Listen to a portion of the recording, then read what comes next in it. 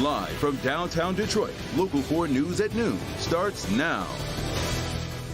Right now at noon, the wind is picking up once again across Metro Detroit with the strongest gusts expected over the next few hours. So right now, we want to get on over to meteorologist Brandon Rue. He starts us off here at noon. Thank you for joining us.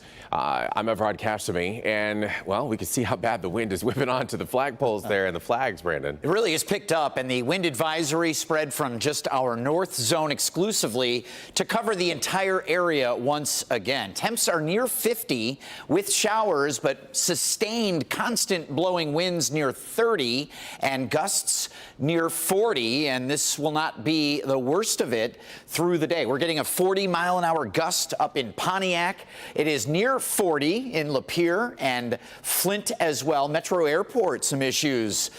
Taking off and landing with a 37-mile-an-hour gust. Wind advisory again for all of us until 8 p.m. And here's what we're talking about. 45-mile-an-hour gusts or stronger until 4 or 5 p.m. Secure the outdoor decorations and furniture. Power outage potential. So again, we just sort of warn to stay away from the power lines and things out there. Report that immediately. We also have rain moving through Washtenaw County at a pretty good clip here. So some pretty heavy rain will be moving in where exactly? Well, Ypsi and then Canton, Novi, Northville, Plymouth. With just this batch, we have more showers, Evrod, and wicked winds, plus your Easter weekend coming up. All righty, Brandon, we'll check in with you in just a little bit, because right now we want to tell you what's going on. There is a long line of cars that you're looking at here. It's actually wrapped around streets in Detroit on the east side. And here's the thing. Everybody's waiting for discounted gas. And this is all thanks to Impact Church, the gas station actually selling gas for $2.79. When was the last time we heard gas at that price? It's been decades. The average right now in Metro Detroit is $3.94. So you're saving about $1.15 there. This is happening at the Marathon right there on the corner of Mack and Alter Roads, and that's where we find local 4's Priya Mann. She joins us there now live. And Priya, a lot of people could use this help. How many people are you seeing right now?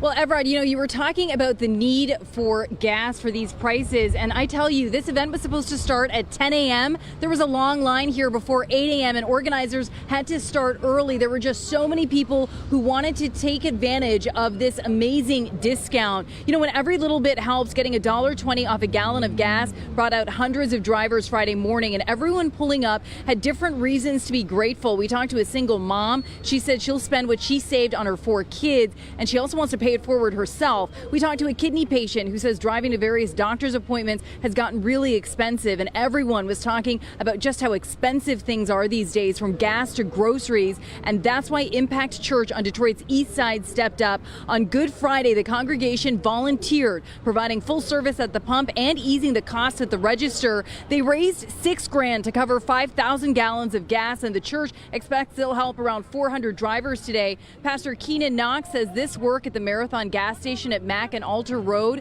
embodies the true essence of Good Friday.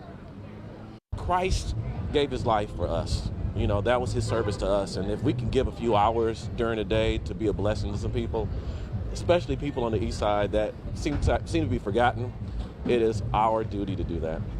This makes a big difference. This is definitely a hardship for families, especially mine as a single mom. So I appreciated this. What do you want to say to all the volunteers and the church folk who are here? I would like to say thank you. Keep doing this. Keep connecting community. Keep showing up. This is how we build. This is how we system build. Talking about paying it forward, and just look at that price right now, $2.79 here at this Marathon gas station, and volunteers are lining up and down. Stacy, how are you doing? I know you've been out here for a long time today. I'm doing great, doing awesome. This is such a blessing today, let me tell you. Oh, absolutely. And there's so many volunteers just like Stacy who are members of Impact Church. And again, this will continue for as long as supplies last. They raised about $6,000 to cover about 5,000 gallons of gas. So if you're on Detroit's east side, this is the gas station you want to be, this Marathon gas station. Reporting live, I'm Priya Mann, Local 4. We love to see stuff like this and the impact, literally, that this Impact Church is having on the community there, Priya, and we certainly hope that everybody that needs this saving will be able to come there and fill up. So thank you for helping get the word out. Developing this afternoon, police are now investigating a shooting At a gas station over in Warren now. We want to show you the scene from overnight. This is at the Sunoco on 8 Mile, right near Mound. Police are not saying much at this hour about the victim or the circumstances, but we're going to get more information for you. We're going to keep you updated in our later newscasts. Meanwhile, protests continued overnight in Grand Rapids over the death of Patrick Loyola. Now, he was the man who was shot and killed by a Grand Rapids police officer after a traffic stop. The video was just released. Protesters are calling for justice, and Loyola and his family are as well. They came from the Congo to the U.S., and they talked to the media yesterday. They were joined by Breonna Taylor's mother, who was killed when a no-knock warrant was served in Louisville, Kentucky. Breonna Taylor was from Grand Rapids. I felt sick to my stomach just to know, and to hear this family talk about leaving their hometown to come here to escape war and everything else. And it's kind of the same thing for me. I left here, you watch history repeats itself, so you hope to leave and go somewhere else and live a better life. And I still ended up losing my daughter at the hands of the police. State police are investigating the shooting. Turning out to the war in Ukraine, Ukraine is claiming a big win after a Russian warship sunk in the Black Sea. U.S. officials say the loss is a major blow to Russia's military stockpile, and now Russia is promising to ramp up missile attacks on the Ukrainian capital in response. Bree Jackson is in Washington, D.C. with what we know about the sinking of this Russian ship. Military officials say the sinking of Russia's warship is a major strategic and symbolic defeat for Russian forces. One of Russia's premier warships underwater in the Black Sea.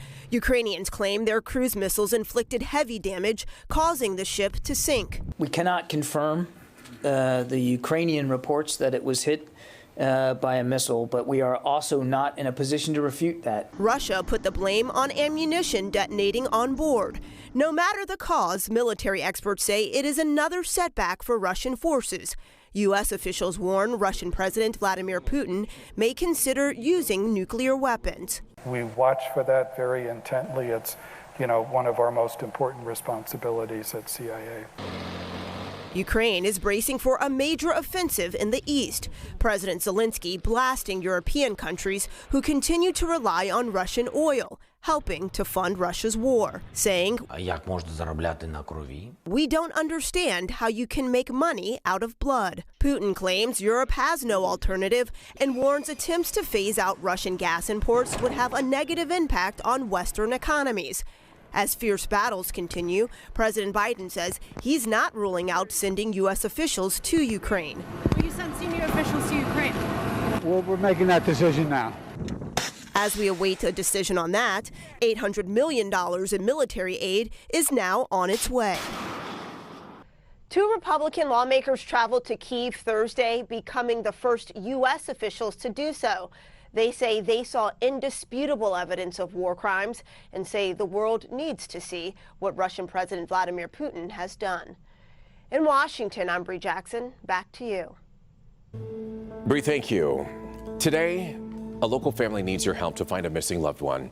47-year-old Lakia Johnson was last seen the week of March 20th in the area of Pinehurst and Joy Road on Detroit's west side.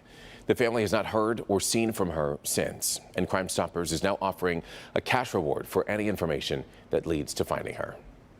If anybody do know anything or have heard anything, they say something, it'll be real helpful, give us back some peace. I never thought I'd be going through this. My mom's tough, she's strong. And remember, when you're making a tip to Crime Stoppers, you can remain anonymous to help this family find their loved one. The number to call is 1-800-SPEAK-UP. Detroit billionaire Dan Gilbert has dropped out of a bidding war to buy the Premier League soccer club Chelsea. Gilbert put in an offer along with Chicago Cubs chairman Tom Ricketts and investor Ken Griffin. They were one of many bids in play to buy Chelsea after an enforced sale of the club by its sanctioned Russian owner. The group says there were certain issues that couldn't be addressed, but they did not get into specifics as to why. In a rare occurrence now, 3 faiths are celebrating holy days today and through the weekend. Christians are marking Good Friday today, the day that Jesus was crucified and died on the cross.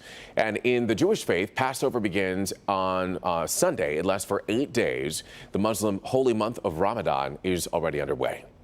So there is a fun event that's happening in Wayne County this morning. It's going to mark Easter weekend. And the Easter Bunny made an appearance, dropping 20,000 marshmallows from the sky in that helicopter there at Elizabeth Park over in Trenton.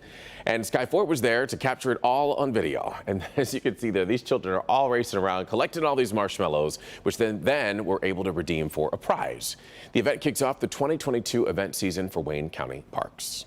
So we all know about those nose swabs to detect if you got COVID or not.